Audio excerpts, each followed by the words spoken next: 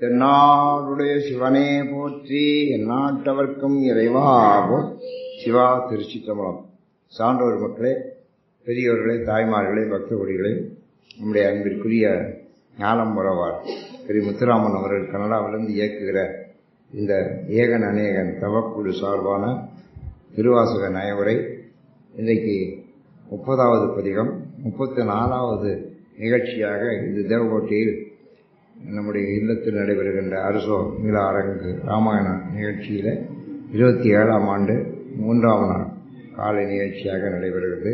இதனை நம்முடைய அன்பிற்குரிய ஞானம் வருவார் அண்ணாமலை கனகாம்பாள் தம்பதிகள் இதை முன்னின்று நடத்தி பதிவு செய்கிறார்கள். இந்த நிகழ்ச்சிக்கு நம்முடைய தேவகோட்டை நண்பர்களெல்லாம் வந்திருக்கிறார்கள். எல்லோரும் முன்னிலையில் இப்பொழுது நிகழ்ச்சி தொடங்குகிறது. இன்றைக்கு நாம் காண இருக்கிற பகுதி திருக்கடுக்குன்ற பகுதி. திருக்கடுக்குன்றங்கிறது ஒரு முக்கியமான ஸ்தலம் தமிழ்நாட்டில், மலைவாச ஸ்தலம். அது மலை ஸ்தலம். அதுக்கு என்ன சிறப்புனா 2 கழுகுகள். பழைய காலத்தில் 2 பேர் தேவர்கள் கழுகுகளாக மாறினார்கள். அவர்கள் அந்த கோயிலில் தான் மலையில் இருந்தார்கள். கோயிலில் நடக்கிற தீபாராதனையின் பிறகு அந்த ஐயர் ஒரு 12 மணிக்கு பிரசாதம் கொண்டு வைப்பார். அந்த நேரத்துக்கு சரியாக அந்த 2 கழுகும் பறந்து மலை மேலே இருக்கும். அதை பிரசாதத்தை வச்சோடனே சாப்பிட்டு போயிடும். அதனால தான் கடுக்குன்றம்னு பேர் வந்துச்சு. அதுக்கு முன்னால் வேறு என்ன பேரோ தெரியாது. ஆனால் கடுக்குன்றம்னு வந்தது. சிவபெருமானோட தொடர்புடையதுனால திருக்கடுக்குன்றம்னு பேர். இப்போ அந்த கழுகு 2மே இல்லை. ஒரு குறிப்பிட்ட காலத்துக்கு பிறகு ஒரு கழுகு மட்டும் வந்துச்சு. அப்புறம் அதுவும் வரல. அதெல்லாம் காலமாயிருச்சு. நான் பார்த்துருக்கேன். 2 கழுகுமே சாப்பிட்டது பார்த்துருக்கேன். அப்புறம் நாங்கள் நடந்து போனோம். அப்போலாம் திருக்கடுக்குன்றத்தில் அந்த செய்தியெல்லாம் இல்லை. ஆனால் அங்கே ஒரு பொய்கை இருக்குது. அந்த பொய்கையில் 12 ஆண்டுக்கு ஒரு முறை ஒரு சங்கு உற்பத்தி ஆகுது. மணிமேகலையில் பற்றியெல்லாம் சொல்லப்பட்டிருக்கு சங்கு உற்பத்தி ஆகுன்னு. ஆனால் திருக்கடுக்குன்றத்தில் இன்னைக்கு நடக்குது. 12 வருஷத்துக்கு ஒருக்கா ஒரு சங்கு அதில் தோன்றுகிறது. அதை எடுக்கிறார்கள். அது இப்போவும் நடக்குது. இது ஒரு பெரிய அதிசயம். சங்கு உற்பத்தி ஆகுது. அதனால் சங்குங்கிறது ஒரு முக்கியமான ஒரு ஆயுதம். அது ஒரு சங்கு, அது சங்கு ஊதுறோம்னு நினைக்கப்படாது. சங்கு அந்த ஊதுனா யுத்தகலமே அதிரும். புரியுதா? கிருஷ்ண பரமாத்மா கையில் இருக்கிறது பாஞ்சசன்யம்னு சங்கு. அந்த சங்கை ஊதுவார். சங்கு ரொம்ப மங்களமான நிகழ்ச்சி. அதனால நம்ம நகர்த்தருவர்கள் எல்லாம் சங்குக்கு முக்கியத்துவம் கொடுத்துருக்கோம். எந்த நிகழ்ச்சியாக இருந்தாலும் அந்த சங்கு ஊதுறதுங்கிறது நம்முடைய வழக்கம், ஒரு மரபு. திருக்கடுக்குன்றத்தில் சங்கு இன்றைக்கும் 12 வருஷத்துக்கு ஒரு முறை எடுக்கப்படுகிறது பொய்கையில். ஆனால் அந்த கழுகு இப்போ வர்றதில்லை. அங்கே என்ன அதிசயம் அப்படின்னா, நமக்கு அதிசயத்தை பாடியிருக்கிறாரு. ஆனால் உண்மையிலேயே இதுதான் அதிசயமாக சொல்லணும்.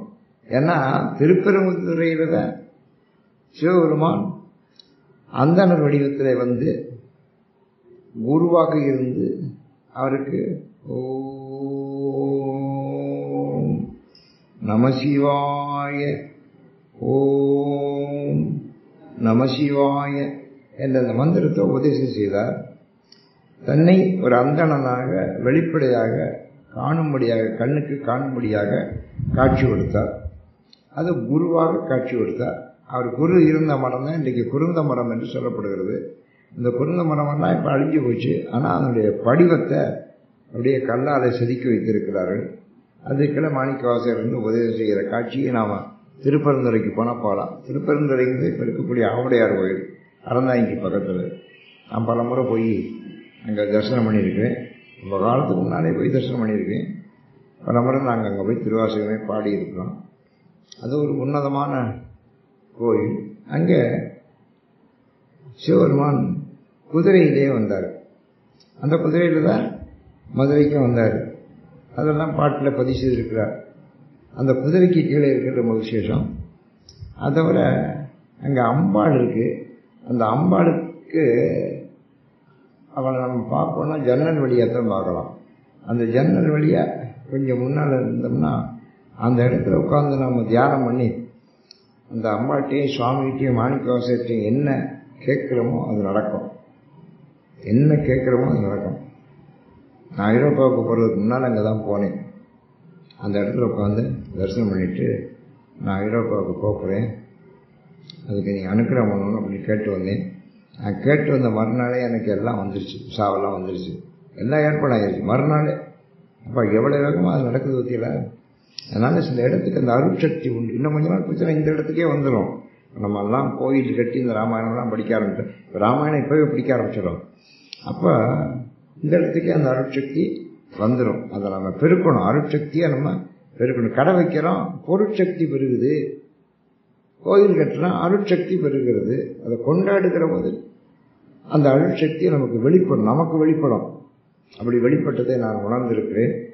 இப்போ திருக்கழுக்குன்றத்துக்கு இவர் போறாரு. திருக்கழுக்குன்றத்தில் என்ன சிறப்பு நடக்குதுன்னா, திருப்பெருந்துறையில் எப்படி சிவபெருமான் காட்சி கொடுத்தாரோ அதே மாதிரி நேரடியாக காட்சி கொடுக்கிறாரு. இதை நேரடியாக காட்சி கொடுக்கறத பிரத்யட்சம்னு பேரு. பிரத்யட்சம்னா நேரடியாக காட்சி கொடுக்கிறது. அப்போ நேரடியாக காட்சி கொடுக்கிறாரு. இவர் பாடுறாரு, விளக்கில்லாத பெருந்தூரை பெருமான் நாமங்கள் பேசுவார்க்கு இணக்கில்லாததோர் இன்பமே வரும் துன்பமே துளைத்தெம்பெறான் உனக்கில்லாததோர் வித்து மேல் விளையாமல் என் இணை புத்தவன் கணக்கிலா திருக்கோலம் நீ வந்து காட்டினாய் கழுக்குன்றிலே.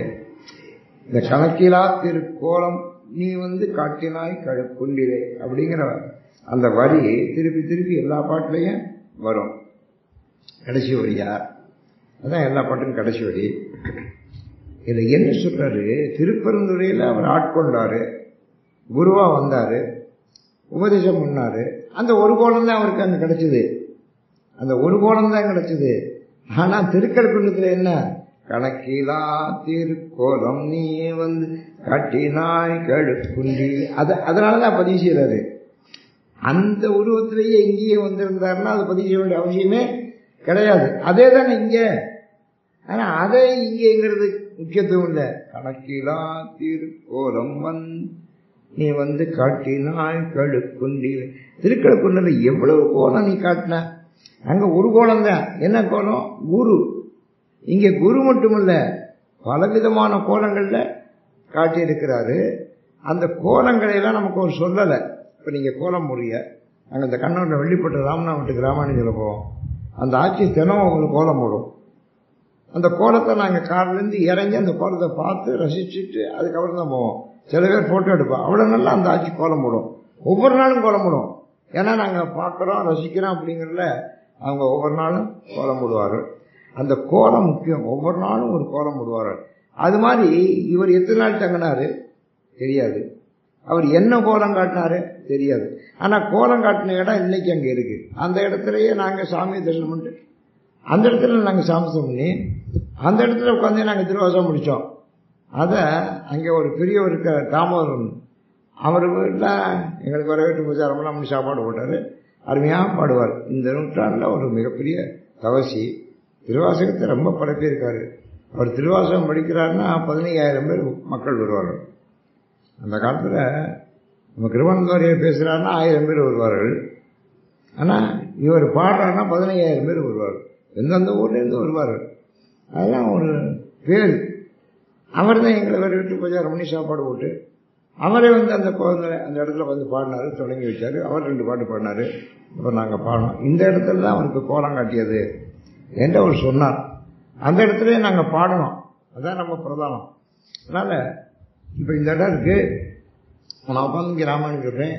இன்னொரு 50 வருஷம் கழிச்சு நான் இருக்க மாட்டேன். ஆனால் இங்கே நிகழ்ச்சி நடக்கும். கோவிலுக்கு வெளியோட வருவார். அப்போ ஐயா எங்கே உட்காந்து ராமாயணம் சொல்லலான்னு கேட்பா.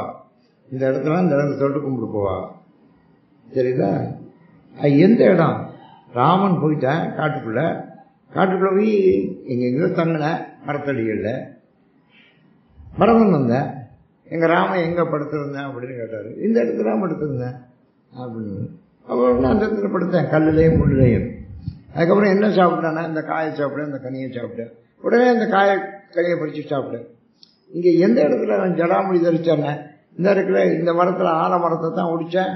அதில் இந்த பால் வந்துச்சு, தலையை தடவினேன், அப்படி தூக்கி கட்டிக்கிட்டேன் ஜடாமொழியான. உடனே அதை ஒடித்தேன், தலையில் அந்த பாலை போட்டேன், எண்ணெய் மாதிரி பால் தடவி அதை முடிஞ்சேன். அதை அப்படி சிக்கன் முடிச்சுக்கிறோம், பால் வந்து முடிச்சுக்கிறோம். அப்படி பண்ணேன். அதனால் அண்ணன் என்னென்ன எந்தெந்த கோலங்களில் இருந்தாலும் அந்த கோலங்களை எல்லாம் பரதன் மேற்கொண்டேன். தெரியுதா? அதான் சிறப்பு. அது இயல்பும் கூட. கணக்கிலா திருக்கோலம் நீ வந்து காட்டினாய் கடுக்குண்டில. எவ்வளவு கோலத்தை நீ காட்டின அதை நான் பார்த்தனே அப்படின்னு பதிவு செய்யறேன். திருப்பெருந்துறையில இருந்த கோலம் அது ஒரு கோலம் தான். ஆனா இது பல கோலம். நம்ம வீட்டில் ஒரு கோலம் ஒன்று தெரியுதா? மனகோலம். எனக்கு ரொம்ப பிடிக்கும் மனகோலம், தெரியுதா? இப்ப கடிக்க முடியல. மனகோலம் எனக்கு ரொம்ப பிடிக்கும். மனகோலம் அது போல மாவுன்னு தான் சாப்பிடுறது. என்ன அது எளிமையாக சாப்பிடலாம். மனகோலம் கடிக்கும். நமக்கு மனகோலம். ஏன் மனகோலம்னு சொன்னா தெரியுமா? திருமண காலத்தில் கொடுப்பாளாம் அது. அதான் மனக்கோலம்.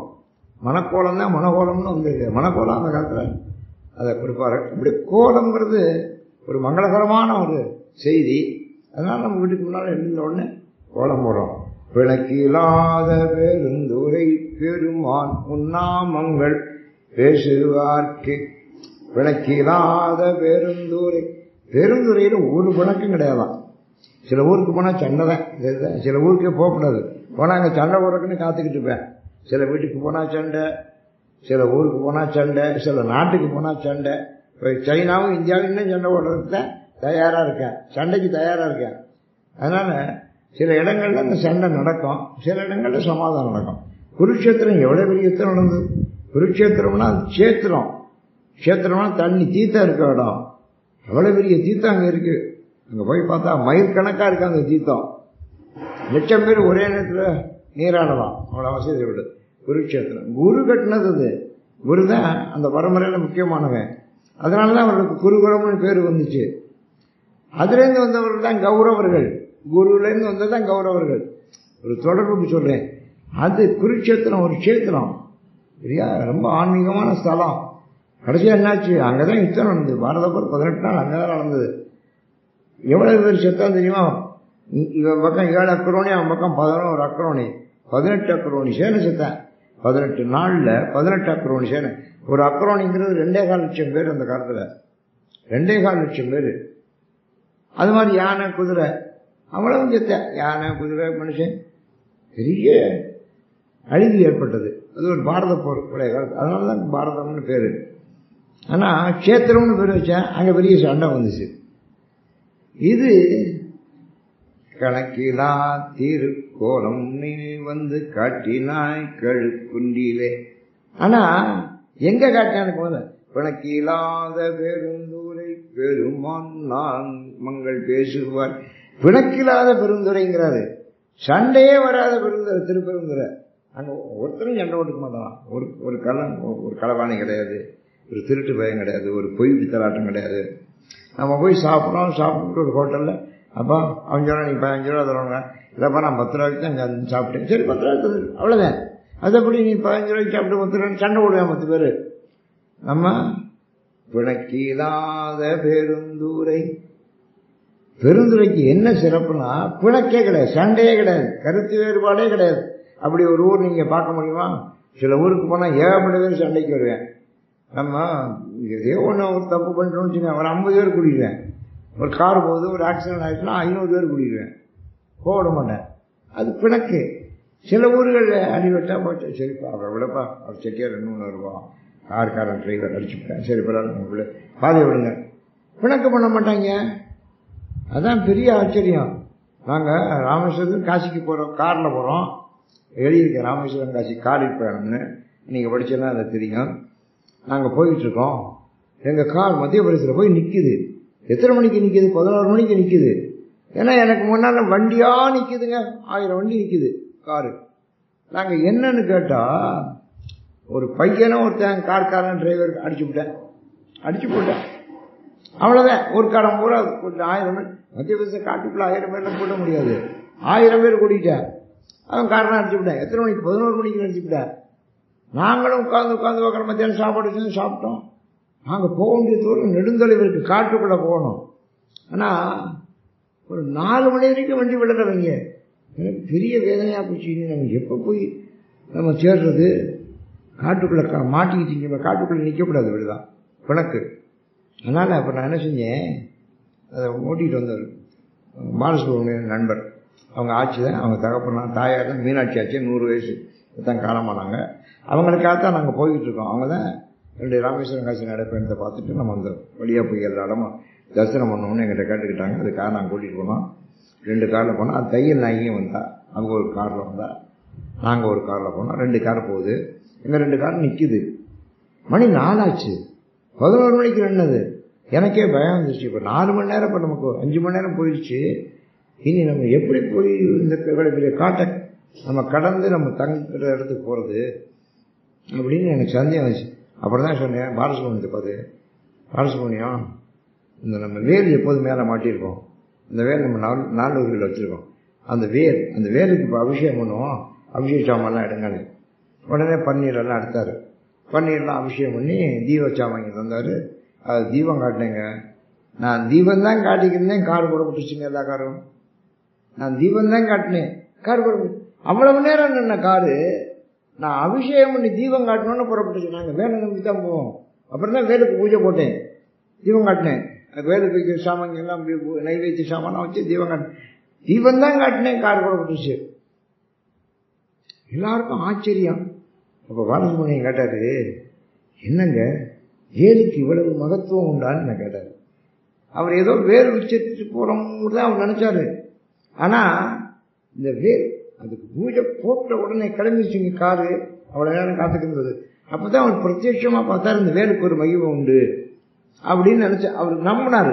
நம்பிட்டு என்ன அவர் தான் காரை ஓட்டுறவர். என்னை கேட்டார், எங்கள் வேலுக்கு இவ்வளவு மகிமை உண்டா அப்படின்னு கேட்டார்.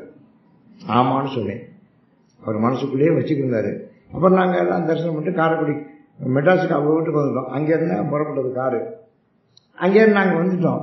வந்தோடனே அவர் கேட்குறாரு, வீட்டுக்குள்ளே போனோடனே இந்த வேல் கொண்டு போய் வச்சு பூஜை பண்ணுவோம், உங்கள் அம்மாலாம் வர்றாங்க, அவங்க சொந்தக்காரெல்லாம் வந்திருக்காங்க, பெரிய வரவேற்பு. அவர் கேட்குறாரு, ஐயா இந்த வேலை எனக்கு தரலாமான்னு கேட்டார். மனசுக்குள்ளேயே வச்சுருக்காருங்க, மனசுக்குள்ளேயே வச்சுருக்காரு. இந்த வேலை மகிமையை பார்த்துட்டல, எனக்கு அந்த வேலை தரலாமா, அந்த வேலை நான் வீட்டில் வச்சு பூஜை பண்ணுறேன் அப்படின்னா. இல்லை மனசு பண்ணி தர முடியாது அப்படின்னு. ஏன்னு கேட்டார். நாங்கள் என்ன வீடு வரைக்கும் பத்திரம் வச்சிடறோம்ல, நீங்கள் எடுத்துட்டிய வேலை நான் இங்கே இறக்கி வச்சுன்னா எங்களுக்கு எது பாதுகாப்பு? புறப்பட்ட இடத்துக்கு இது போகணும். அது இதை எங்கே கொண்டு வைப்பீங்க? இது எங்கள் 4 வேலாம் இருக்கும் அப்படின்னு. இன்னைக்கு அங்கே இருக்கு. நீங்கள் பாருங்கள், இன்னைக்கு அந்த வேல் இருக்கிறதுக்கு விஷயம் பண்ணிக்கிட்டு இருக்கோம். வேலுக்கு அவ்வளோ மகத்துவங்க நமக்கு தெரியறதில்லை, அனுபவிச்சதான் தெரியும். அதுதான் சொல்றாரு, பிணக்கு இல்லாத பெருந்துரை. பெருந்துறையில் ஒரு பிணக்கம் கிடையாது. ஆனால் மத்திய பிரதேச காட்டில் எவ்வளோ பெரிய பிணக்கம் வந்துருச்சு. ஒரு வயலை அடித்தாக்கா அடிச்சுக்கிட்டா 1000 வண்டி நிற்கிது. அப்புறம் ஒரு பிணக்கம் முடிஞ்சது, விட்டுட்டாங்க. நாங்கள் இங்கே வேல் பூஜை பண்ணோன்னு அவன் பிணக்கம் முடிஞ்சது, காரை விட்டாங்க, போயிட்டு நாங்கள் வந்துட்டோம். ஆனால் அன்றைக்கி ராத்திரி நாங்கள் போய் சேர வேண்டிய இடம் 8 மணிக்கு போய் சேரணும். அது 11 மணி 12 மணிக்கு தான் போய் சேரணும். இருந்தாலும் பரவாயில்ல, ஒரு பிணக்கு இல்லாமல் தப்பிச்சு வந்துட்டோம். பிணக்கு இருக்கப்படாதுங்க. எந்த காரியத்தில் இறங்கினாலும் பிணக்கு இருக்கப்படாது. நீங்கள் இந்த காலத்தில் கவிதை அரங்கேற்றம் பண்ணுவார், கந்தபுராணம் அரங்கேற்றம் பண்ணார் கச்சியபுஷிகாச்சாரியார் காஞ்சிபுரத்தில். அவர் வேலை பார்க்குற 30 திருமேனி தீண்டுவாராக இருக்கக்கூடிய கந்த கோட்டத்திலேயே அவர் செய்தார். அரங்கேற்றம் பண்ணார். அரங்கேற்றம் பண்ணி ஆரம்பிக்கிற போதே ஒரு புலவன் வந்து அது நிறுத்துன பிணக்க ஆரம்பிச்சிருச்சு. அது கந்தபுராண கதை. அதனால பிணக்கு இருக்கப்படாது. பிணக்கு இல்லாத பெருந்துரை பெருமான் நாமங்கள் பேசுவார்க்கு. உன்னுடைய நாமத்தை சொன்னாலே பெருந்துரை, பெருந்துரையினாலே அதுக்கு பெரிய பலன் உண்டுன்னு கடைசியா பாடுறாரு. உன்னுடைய திருநாமங்களை யார் சொல்றாலோ எனக்கு இல்லாததோர் இன்பமே வரும். நல்ல இன்பங்களை ஒரு பிணக்கே இல்லை. நல்ல எனக்கு நல்ல அன்பர்களாக நமக்கு வருவார்கள். நமக்கு நட்புகள் ஏற்படும், இன்பம்தான் வரும். உன்னுடைய நாமங்களை பேசலாம். துன்பமே துடை தம்பீரான். துன்பம் வந்தால் துடைச்சிருவேன், இன்பம் வந்தால் பெருக்குவேன், துன்பம் வந்தால் துடைச்சிருவேன். தம்பீரான் உனக்கு இல்லாததோர் வித்து மேல் என் வீணி உத்தவன். விதை இருக்கே, அது போட்டால் முளைக்கும். விதை தான் முளைக்கும், விதை தான் விருட்சமாக வருவது. விதையை போடுறது உலராத பிறவி விதை. நம்ம பிறவி இருக்க அது ஒரு விதை, அது உலரல, உலராத பிறவி விதை. அது முளைச்சிக்கிட்டே இருக்கும், திரும்பி திரும்பி நமக்கு பிறவி வந்துக்கிட்டே இருக்கும். உனக்கு இல்லாததோர் வித்து மேல் விளையாமல் என் வீணை உத்தது. அது திரும்பி விளையப்படாது, பிறவி நமக்கு மீண்டும் உண்டாகும். விதையினா திருப்பி திருப்பி உண்டாகும். இப்போ அந்த விவசாயிகள் என்ன செய்வேன், விதையை பாதுகாப்பேன். வீட்டில் விதை நான் தனியாக வச்சுருப்பேன். ஒரு வருஷத்துக்கு தான் உயிரோடு இருக்கும். மறு வருஷம் போட்டால் முளைக்காது, செத்து போயிடும். அதனால அந்த வீடு கொண்டு சொல்ல, இந்த களஞ்சியத்தில் இருக்கலாம் விதை சார், விதை நெல்லுமே, அதை சாப்பிட மாட்டான், அதை விதைக்கு தான் போவேன். திருப்பி திருப்பி உற்பத்தி பண்ணுங்க. அவர்கள் அப்படி உற்பத்தி பண்ணி பண்ணி பண்ணி பண்ணி தான் அந்த விதையை பாதுகாத்தார்கள்.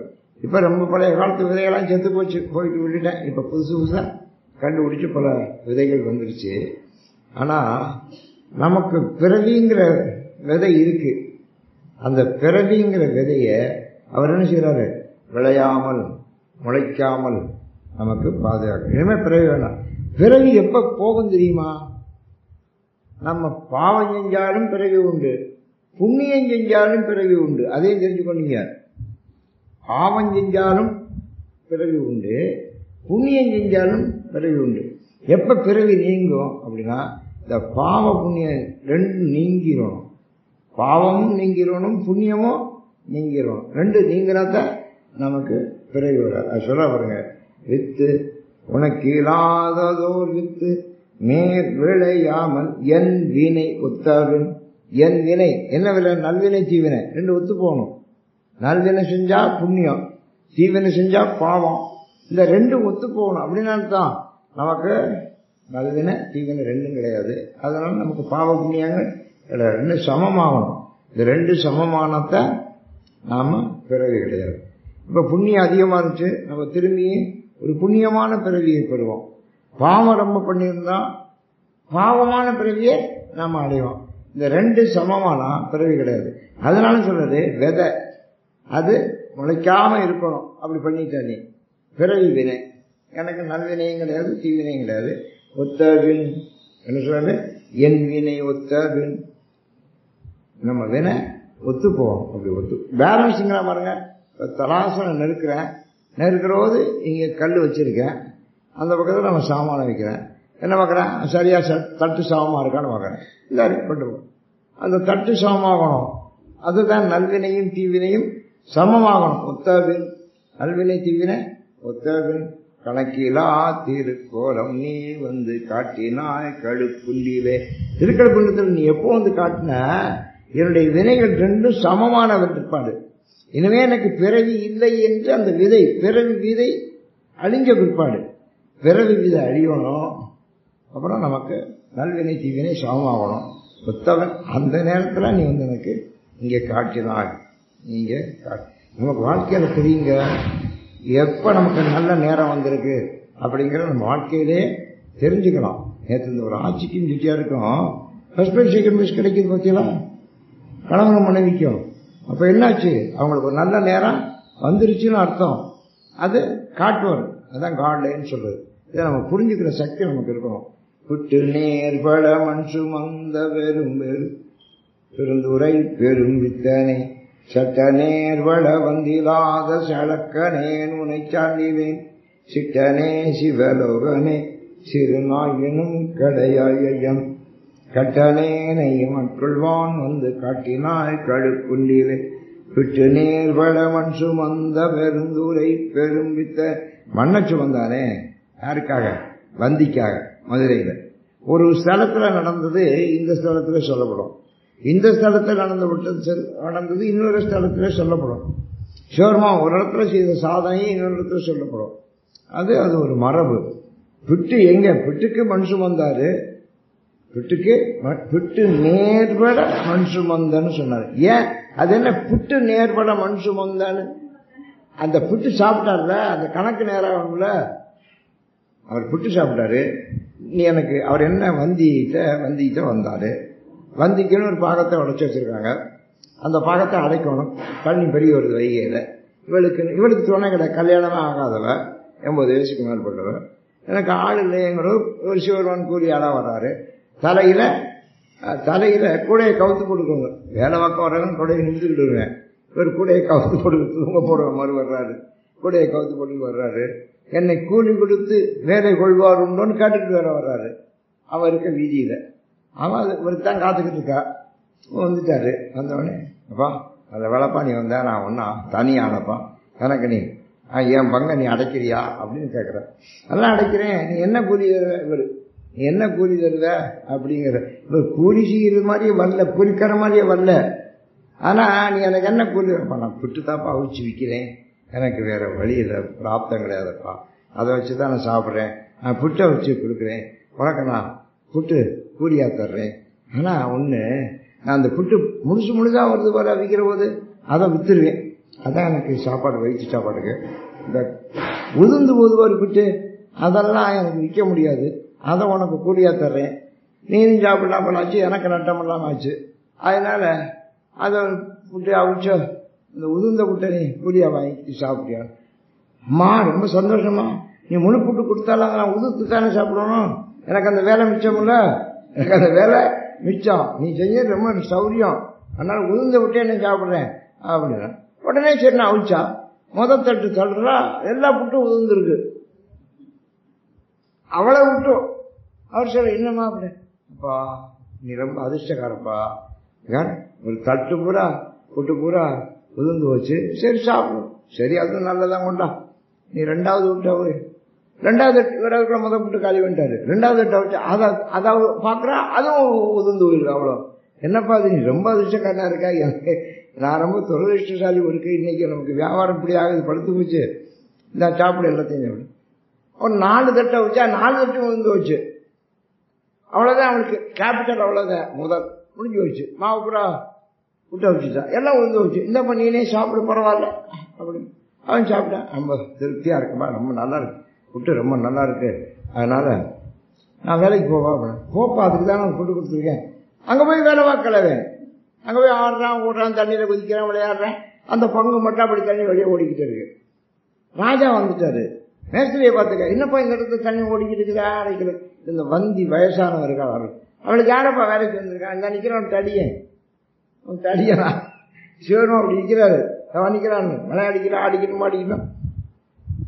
அதனால அவனை கூட்டியாந்தான், ஏண்டா உன்னை வேலைக்கு வச்சா நீ என்னடா விளையாடுற, தண்ணியில் குதிக்கிற, அங்கே போகிறேன் இங்கே போகிறேன் அப்படின்னு பொறுப்புறப்ப வாங்கினார். முதுகில் ஒரு அடி அடித்தார். அடித்தா ராஜா அடிச்சு விட்டு ராஜாவே முதுகு தடவிக்கிறாரு. ஏன் அவருக்கு முதுகில் இருந்து எல்லா உலகத்தில் இருக்க எல்லா ஜனங்கள் மேலேயும் அது போட்டு, என்ன சிவருமான் உலகம் பூரா வியாபித்து இருக்கிறார்களோ, அதனால் அந்த அடியை வாங்கினார். அடியை வாங்கிட்டு என்ன செஞ்சார், அதான் அரசர் அடின்னு பேர். இப்போ இருக்குல்ல புது பஸ் ஸ்டாண்ட் இருக்குல்ல ஆரப்பாளையம், அந்த இடத்துக்கிட்ட அதுக்கு வையக்கரை, அந்த இடத்துல அதுக்கு பேர் தான் அரசர் அடின்னு பேர். அரசர் அடினா அரச மரம் இருக்குன்னு அர்த்தம் சொல்லியிருக்கீங்க. அரச மரம் இருக்கிற இடம் இல்லை, அரசர் அடிபட்ட இடம், அதான் அரசர் அடி. அங்கே தான் அடி வாங்கினார். அடி வாங்கினோன்னு என்ன செஞ்சாரோ, அவர் கூடை வச்சிருந்தால அந்த கூடையில் மண்ணாடினாரு, அந்த பகுதியில் அப்படி கொட்டினார். எந்த இடத்த வந்திக்கு ஒதுக்கப்பட்டதோ, எங்கே தண்ணி கரவரண்டு ஓடுதோ அந்த இடத்த அப்படி வீசு அந்த மண்ணை போட்டார், அப்படியே அடைச்சிக்கிடுச்சு, மறைஞ்சிட்டார். புட்டுக்கு சாப்பிட்ட புட்டுக்கு நேர் பண்ணணும்ல, கணக்கு நேர். இப்போ நம்ம செட்டியோட கணக்கு எழுதுவா, யாருக்கு இத்தனாம் தேதி கொடுத்தது 2000 ரூபா, அப்புறம் அதுக்கு வட்டி 300 ரூபா, 2000 இன்றைக்கு செக் மூலம் அவருக்கு தந்தது 2300 வரவு, கணக்கு நேர் அப்படின்னு எழுதுவா. பார்த்துருக்கிற கணக்கு நீங்கள் என்னத்தையெல்லாம் பார்த்துருக்க புரிய, கணக்கு நேர்னு எழுதுவா, தெரியுதா? நீ பார்த்துருக்க என்ன கணக்கு நேர்னு எழுதுவா. ஏன்னா எங்கள் அப்பச்சி என்னை கணக்கு எழுத சொல்லுவா, அப்படிதான் எனக்கு இந்த 10 வரவெல்லாம் அவதான் சொல்லி கொடுத்தா. இங்கே அந்த எழுதேன், அவரை கொச்சிட்டிலேருந்து அதை பேத்து எழுதுதேன், கணக்கு நேர்னு எழுதுவோம் கணக்கு. அப்புறம் அந்த லெட்ஜரில் அந்த ஷீட்டை நாங்கள் பிரிக்கவே மாட்டோம், அந்த ஷீட்டு முடிஞ்சு போயிடும், கணக்கு நேர்னா. இப்போ நேர் பண்ணோம்ல, சாப்பிட்டுருக்கான்ல சிவருமா, இப்போ சாப்பிட்டுருக்கான்ல புட்டு, அதுக்கு வேலை செய்யணும், அள்ளி போட்டாரு, அவர் கரை அடைஞ்சு வச்சு. அதைத்தான் சொல்றாரு பாருங்க. ஒரு பெரிய கதையை ஒரு வரியில சொல்றாரு. சட்ட நேர்வள புட்டு புட்டு நேர்வள மண் சுமந்த பெருந்துரை பெரும் வித்தனை. நேர்வட மண் சுமந்தானா, ஏன்னா அந்த கணக்கு புட்டுக்காக உள்ள கணக்கு நேராகணும்ல, இந்த கூலி என்ன. ஒரு பெரிய கதையை ஒரு வரியில எழுதிக்கார. பிட்டு நேர்வட மண் சுமந்த பெருந்துரை பெரும் வித்தனை. பெருந்துறையில இருந்தவன் அவன் பித்தன், பித்தா பரிசூடினான்னு பாடுறோம். பித்தனை சட்ட நேர்வட வந்திராத சடக்கனே சட்ட நேர்வள வந்திதா. இந்த உடம்பு கிடைச்சும் நான் ஒழுங்கா அந்த உடம்பை பயன்படுத்திருக்கேனா? நான் நேர்வட வாழ்ந்திருக்கேனா? நான் அந்த நேர்வட இருக்கலையே. நீ பிட்டுக்கு நேர்வு செஞ்ச கணக்க நான் இந்த சட்டத்தை எனக்கு நீ கொடுத்து நான் நேர் செய்யலையே. சழக்கனே, நான் ஒரு வஞ்சகன், உன்னை சார்ந்திலே, அதனால உன்னை நான் அடையலை. ஏன்னா நான் ஒழுங்கா இல்லை, என் கணக்கை நான் நேர் பண்ணல, அதனால உங்கள்கிட்ட சேர முடியல. சிட்டனே சிவலோகனே, சிட்டனேன்னா சிரேஷ்டன் வருது. சிரேஷ்டன்னா உயர்ந்தவன், சிரேஷ்டன் அதான் சிட்டன் வர்றது. சிரேஷ்டனுங்கிற சிட்டன் எல்லாம் வடமொழி வார்த்தை. சிட்டனே சிவலோகனே, நீ சிவலோகத்தில் உள்ளவன். சிறு நாயினும் கடையாய, நான் சின்ன நாயை விட மோசமானவன். என் கட்டனேனை, என்னுடைய கஷ்டத்தை, என்னுடைய கொடியவனாக என்னுடைய துன்பத்தை ஆட்கொள்வான் வந்து காட்டினாள் கழுக்குண்டிலே. எதுக்காக கழுக்குண்டில வந்த? நான் செஞ்ச கஷ்டம், நான் செஞ்ச வஞ்சகம், என்னுடைய துன்பங்கள் அதை நீக்குவதற்காக நீ எனக்கு காட்சி கொடுத்தாய். மலங்கினேன் கண்ணின் நீரை மாற்றி, மலங்கினேன். ஏன் மலங்கினேன் அப்படின்னா, மலங்கினா கலங்கினேன்னு தான். ஏன் கலங்க? பிறவி துன்பத்தை. எத்தனை பிறவி நான் பிறந்திருக்கேன் இந்த உலகத்துல. அதனால பட்டினத்தார் போடுவாரு, வேதாவும் கைசரித்தான், மாதாவும் உடல் சலித்தாள், வேதாவும் கைசரித்தான் போடுறாரு. மாதா என்னை பிடிச்சு அவன் போடுறான். வேதானா பிரம்மா, அவன் பிடிச்சு கற்பத்துல போடுறான். அவன் பிடிச்சு போட்டு என்ன ஒருத்தனையே எத்தனை முறை பிடிச்சு போட்டு அவன் கைசரிச்சான். நானும் மாதாவும் உடல் செலுத்தாள், அவளும் பெத்து போட்டு உடல் செலுத்தப்படும். அவ்வளவு பிறவி நம்ம பிறந்திருக்கோம். தெரிஞ்சுக்க, இப்ப நம்ம இதுதான் கடைசி பிறவி இல்லை, இதான் முதல் பிறவி இல்லை. நம்ம எத்தனையோ பிறவி பிறந்து புல்லாகி பூடாய் புழுவாய் மரமாகி பல்விருகமாகி பறவையாய் பாம்பாய் கல்லாய் மனிதராய் இப்பதான் மனிதரா வந்திருக்கோம். இவ்வளவு பிறவி பிறந்து இப்பதான் வந்திருக்கோம்.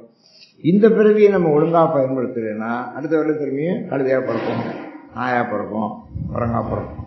எப்படி பிறப்போம் தெரியாது.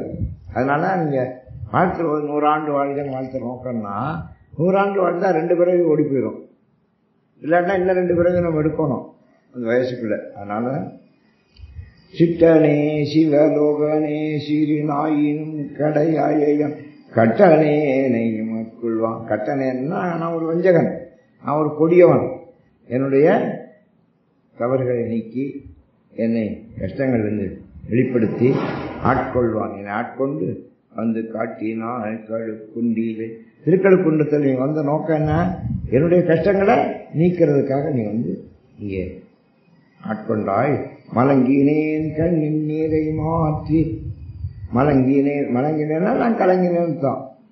மலங்கினேன் கண்ணின் நீரை மாற்றி. கஷ்டம் வந்தா என்ன செய்வோம்? கண்ணீர் வரும்ல, அந்த கண்ணீரை நீ தொடச்ச, கண்ணீரை மாற்றின. மலங்கெடுத்த பெருந்தூரை, மலம்னா ஆணவம் கண்மம் மாயின்னு மலம், அதை நீ கெடுத்துட்ட. அப்படி கெடுக்கலைன்னா பிறவி உண்டு. மலம் கழியணும். மலங்கள்னா 3 மும்மலம் சொல்வார்கள். மும்மலம் எது? ஆணவம் கண்மம் மாயை.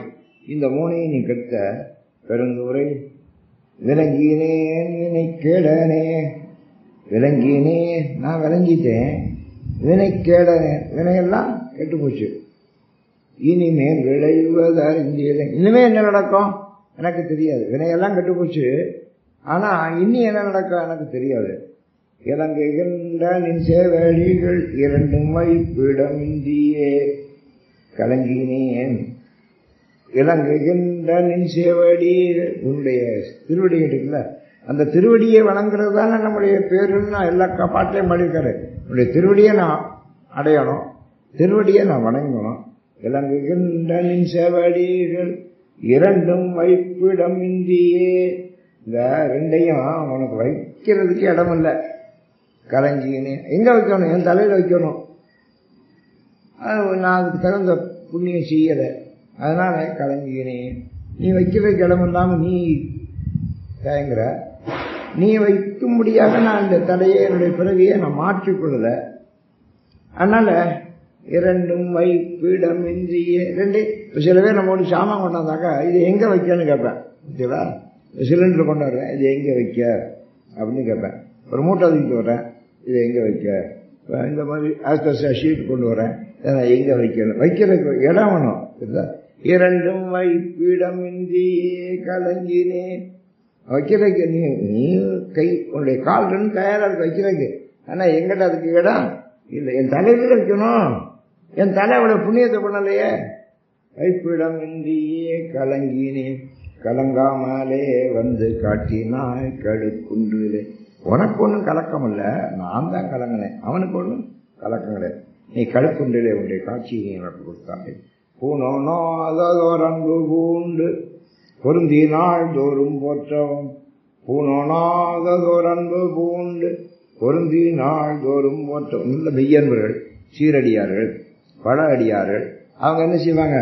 பூனோனோ அதோர் அன்பு பூண்டு, உங்களோட ரொம்ப அன்பு பக்தி வச்சிருக்காங்க அவங்கெல்லாம்.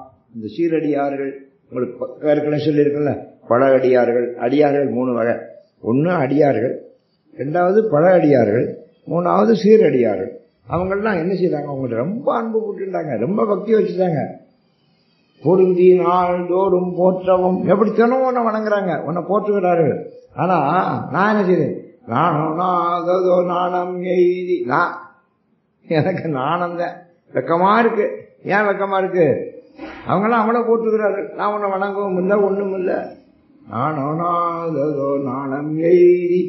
இப்படி நானும் அடையக்கூடாது. அவ்வளவு நாணத்தை அடைஞ்சு நடுக்கடலுள் அழுந்தினான். இந்த பிறவி கடல்ல நடுக்கடல்ல நிக்கிறேன், நான் நடுக்கடல்ல நிக்கிறேன். இந்த பிறவி கடல்ல நடுக்கடல்ல அழுந்தி நான் வேணாத வேறுந்துரை தோணி பற்றி வைத்தார். அப்ப நான் அங்க ஒரு தோணி, ஒரு படகு. அது என்ன படகு தெரியுமா? அதான் பெருந்துறை, திருப்பெருந்துறை. திருப்பெருந்துறைங்கிற அந்த படகு, அந்த தோணி, அதை பற்றி உகைத்தாலும் அதை செலுத்துறேன். உகைத்தாலம்னா செலுத்தல்.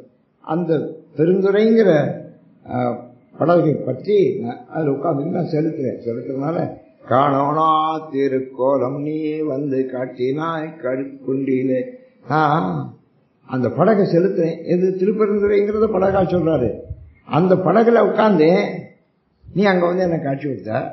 அதை செலுத்துறேன், இங்க வந்து காட்சி கொடுக்குற. அந்த படகு அங்க காட்சி கொடுத்த, அந்த படகை செலுத்துனேன். உகைத்தாலும் உகைத்தோம்னா அந்த படகை செலுத்தவும் என்னங்க காணோனா திருக்கோலம் நீ வந்து காட்டினாய் கழுக்குண்டீரே. நான் அந்த படகை செலுத்தினேன், நீ முன்னால வந்துட்ட, நான் இங்கே வர்றேன், இங்கே இருந்து எனக்கு காட்சி கொடுக்குறேன். பல கோலம் காட்டுற. அங்க ஒரு கோலம் தான் காட்டினேன், இங்க பல கோலம் காட்டுகிறாய். கோலமே நீ வராகமே குணமாம் பெருந்துரை கொண்ட கோலமே நீ வராக. நல்ல அழகான வராகம். நீ வராகம்னா பன்றி, இதுதான் நீ பன்றியாகவும் வந்திருக்கிறாய். குணமாம் பெருந்துரை கொண்டால், நல்ல குணசாலி. பெருந்துறையில் இருக்கக்கூடிய கொண்டல்ல மேகம், நீ அங்கே இருக்கக்கூடிய மேகம். சீலமேதும் அறிந்திலாத என் சிந்தை வைத்த சிகாமணி.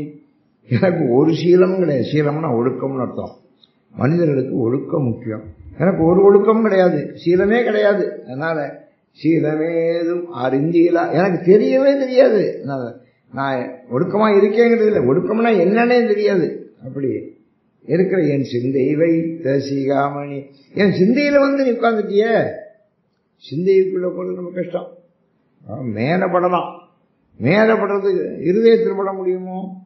அப்போ ஊடுருவணும், இருதயத்துக்கு போகணும், அப்புறம் மனத்துக்குள்ள போகணும், சிந்தைக்கு போகணும். நீ என் சிந்தைக்குள்ளே வந்து உட்காந்துட்டிய. சிந்தை வைத்த சிகாமணி. சிகாமணினா சிகைனா தலை, தலையில வைக்கிற மணி கிரீடம். நீ என்னுடைய சிகாமணி, தலையில வைக்கிறதா. இங்க இப்ப ராஜாக்களுக்கு என்ன முக்கியம்? கிரீடம் தான் முக்கியம். சிகாமணின்னு பேரு. அதான் புத்திர சிகாமணி சொல்றாங்கல்ல. புத்திர என் பிள்ளைகள்ல இவன் தான் என் சிகாமணி அப்படின்னு சொல்றாரு. புத்திர சிகாமணி அப்படி தலையில வைத்த சிகாமணி நீ, என் சிந்தை வைத்த சிகாமணி. ஞாலமே கரியாக நான் உன்னை நச்சிட வந்தேன். ஞாலமே கரியா, கரினா சாட்சி, ஞானம்னா பூமி, பூமியே சாட்சியாக நான் உன்னை விரும்புகிறேன். நச்சுதல் விரும்புதல். உலகமே சாட்சி. அதுக்கு உலகமே சாட்சி. உலகத்தை சாட்சியாக வைத்து நான் விரும்புகிறேன். நச்சிட வந்திடும் காலமே.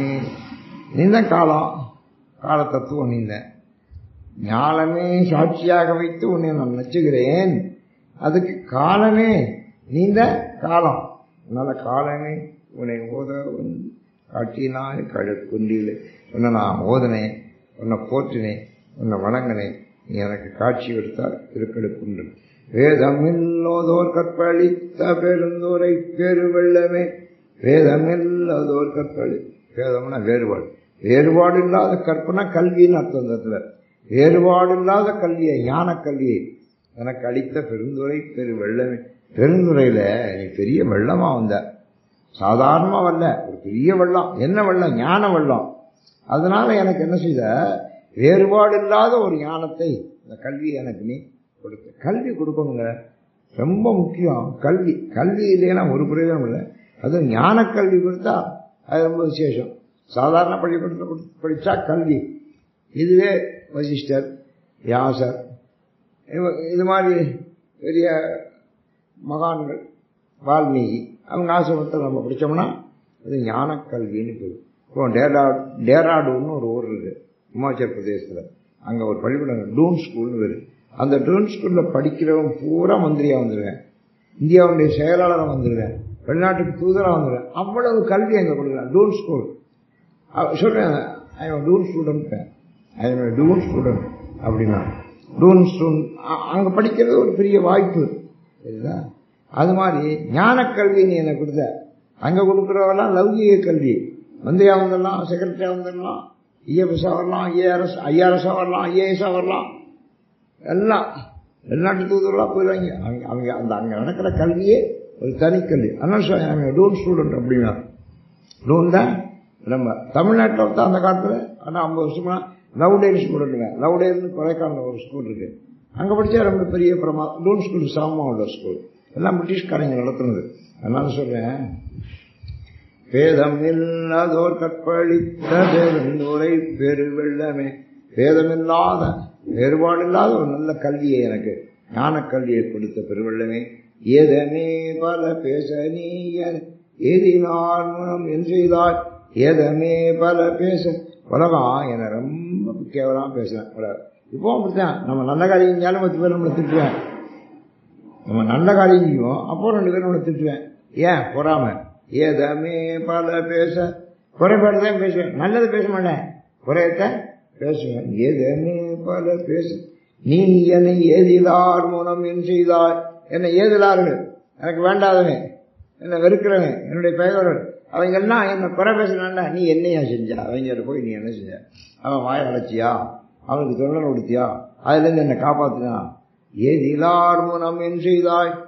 ரொம்ப ரொம்ப முக்கியம் தெரியுமா? ஏதிலார் பகைவர்கள் நம்மை சூழ்கிற போது, நம்மை வெறுக்கிற போது, திட்டுகிற போது, நம்ம போய் நமக்கு வேண்டியவர்களுக்கு உதவி செய்யணும். ஏதிலார் மூலம் என் செய்தாய். நான் உண்டாழ்த்தனே, நீ எனக்கு எதிரிகள் முன்னால நீ என்னையா செஞ்ச? எனக்கு கேட்கிறார், என்ன செஞ்ச?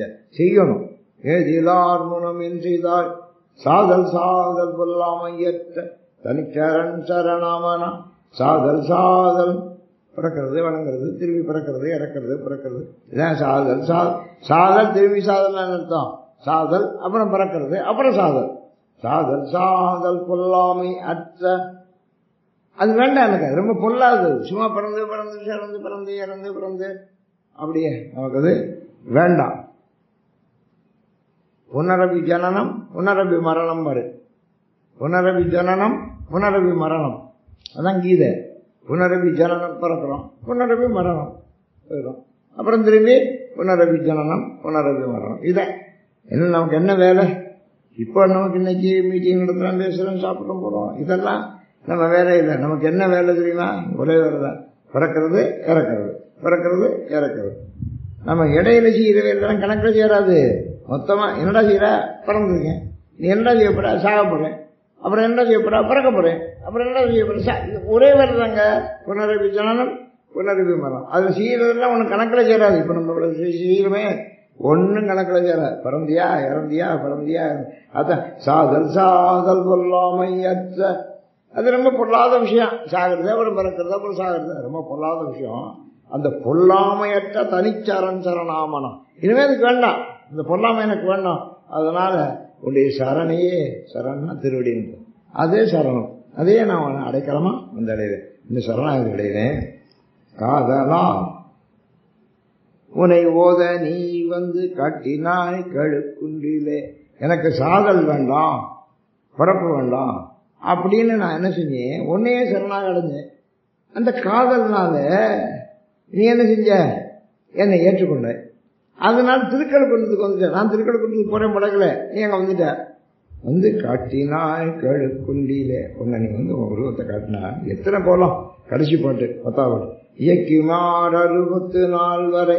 இயக்கிமார்னு அந்த தேவலோக பெண்கள், அவங்க 64 பேர் தெரியுதா. அந்த 64 பேர் தான் பட்டமங்கலத்தில் இருந்தாங்க இயக்கியர்கள். நம்ம பட்டமங்கலத்துக்கு போகிறோம்ல, இந்த பட்டமங்கலத்தை 64 இயக்கியர்கள்லாம் இருக்கிறாங்க, அங்கே இருக்கிறாங்க. அவங்களை நம்ம வணங்குறோம். நம்ம பட்டியக்கெல்லாம் கிடக்கு தெரியுதா, அந்த பட்டியக்கெல்லாம் கிடக்குது. இயக்கிமார் 64 வரை என் குணம் செய்த ஈசனே. அவருக்கு நல்ல குணங்களே உண்டு பண்ண அவர்களுக்கு உதவி செய்தார். மயக்கமாயதொரும் மதப்பழவல்வினைக்குள் அழுந்தவன். மயக்கத்தை தர்ற பழவினை, அதான் மாயை மயக்கம், அது வல்வினை. அதுக்குள்ள நான் அழிஞ்சி போய் கிடக்கிறேன். அதை வல்வினைக்குள் அழுந்தவும், நான் அழுந்தி கிடக்கிறேன் தெரியுதா, உள்ள கிடக்கிறேன் மயக்கத்துக்குள்ள. சியக்காரு தேனை ஆண்டு கொண்டு நீ என்ன செஞ்ச, அந்த கலக்கத்தை போக்கலாம், மயக்கத்தை போக்கலாம். ஆண்டு கொண்டு நின் தூய்மலக்கள தந்தேனை. இந்த மயக்கத்தை போக்கி நீ உன்னுடைய திருவடிகள் எனக்கு சொன்ன. திருவடி தான் முக்கியம். நம்ம பாட்டு பூரா திருவடி தான். இந்த திருவடி தாமரையை எனக்கு காட்டு, திருவடி தாமரையிலே நான் உண்டு விட வேண்டும், நீ என்னை திருவடி தாமரையிலே ஏற்றுக்கொள்ள வேண்டும். அதான் தந்து தூய்மலக்கள தந்தேனை.